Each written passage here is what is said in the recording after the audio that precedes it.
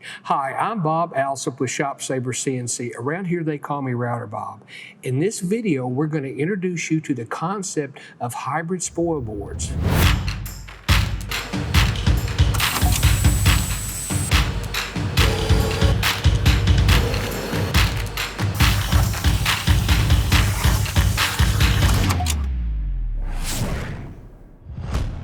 While the concept of flow-through fixturing works great for a lot of applications, not everything can be held that way.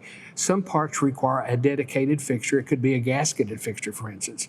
So it takes a fixture board. Well, the concept of hybrid means we split the main spoil board normally into two sections, one over the front zone and the second over the back three zones.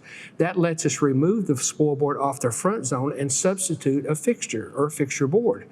And what's nice about it is we can use the part locator pins to make the position of that fixture repeatable. That's what we're going to do in this video.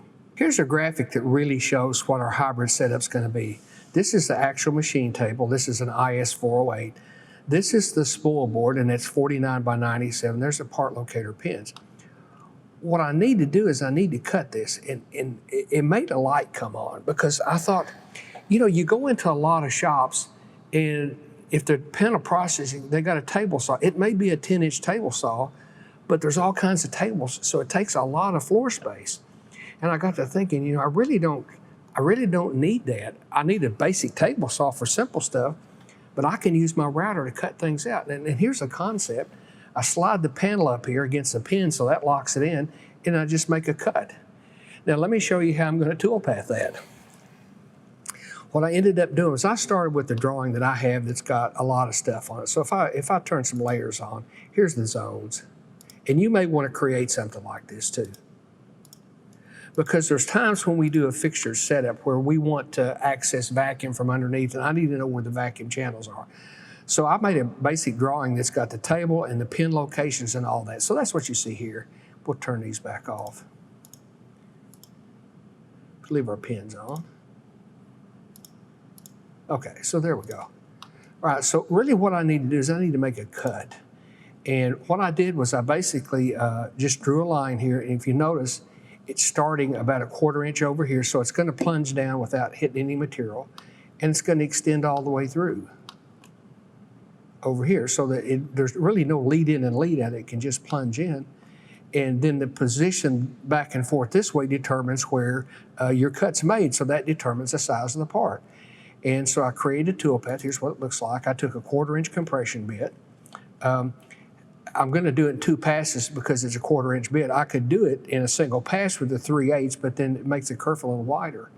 And so that basically just creates a program. It's cutting through. And let's reset the preview. So what's going to happen on the machine is I'm going to slide the panel up there, run that program, and now I'm going to have my 2 parts. So that lets me use my CNC router as a panel cutter. The next step then is to treat those 2 pieces, our front and back spoil boards, just like a regular spoil board, and fly cut them on both sides. That brings us now to our fixture board. How do we create that? And once again, I've gone back to my drawing here that we used earlier. All right, this is what the fixture board's going to be. Now, this edge right here is going to be pretty much on the middle between zone 1 and 2. So you can see that. That way we get a good seal there. Okay, and we're going to have to make it slightly larger in order to have some material here, so I added 2 inches. So now I can take this geometry and cut that out, and that becomes our fixture board. Okay, now let's go back to our same drawing. This time the material is going to be a 1/2 inch Baltic birch, so here's our material. And then we took our fixture board part, there's the shape, and I actually moved it in a 1/4 inch each way, and I really need 2 tool paths. The first one's going to drill the holes, it's going to machine the holes, and the second one's going to cut the outside. So let's look at that in simulation, and hopefully there's the pinholes get machined, and there's the outside. And that's it. So now we've taken that geometry and we've actually created our fixture board. Normally when I set this up, I make several of them so I have them on hand in case I want to do different setups. Now let's go out and actually do the machining for this demonstration. We'll start out by splitting our MDF sheet into 2 parts, the front and rear spoil board sections. You know, we might as well cut our spoilboard covers while the machine's set up. Then we fly cut both sides of the MDF spoilboard.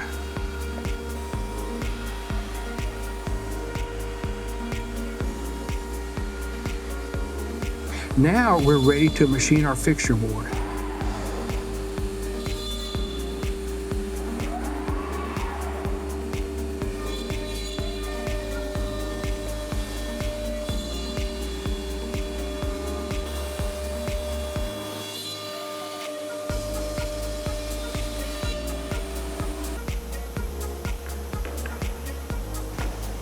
Perfect fit. So now we'll remove the fixture board, we'll replace it with the front spoilboard, and then we'll put our covers over the top of the MDF sheet.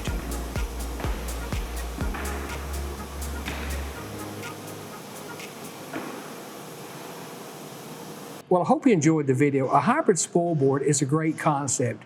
If you'd like to see more videos like this, be sure and subscribe to our YouTube channel. If you need more information, you can contact us at shopsabre.com. Thank you for watching.